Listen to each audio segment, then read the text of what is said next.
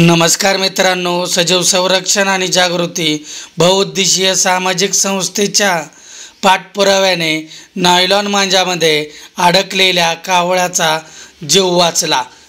जीव वाचवतेवेळी Shreyas Kamble rescue team, अभिलाष बनसोडे, महेश नलावडे अग्निशामक दलाचे, निवृत्ती जाधव, प्रदीप लालबेगे उपस्थित होते। तसेच सजीव संरक्षणचे बाळासाहेब सरतापे हेही उपस्थित होते। तरी सजीव संरक्षणच्या पाठपुराव्याने 50 फूट अंतरावर झाडावर गुंतलेला कावळा सुरक्षितपणे त्याचा जीव वाचवण्यात आला आहे।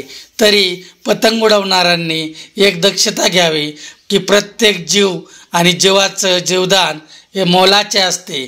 तरी मांजा वापरताना नायलॉन मांजाचा वापर करू नये, त्यामुळे एखाद्याचा नाहक जीव जाऊ शकतो। तरी संबंधित यंत्रणेने या सर्व दुकानांच्या चौकशा कराव्या व नायलॉन मांजा आढळून आल्यास त्याच्यावर फौजदारी दाखल करावी, असे सजीव संरक्षणच्या वतीने मागणी करण्यात येत आहे।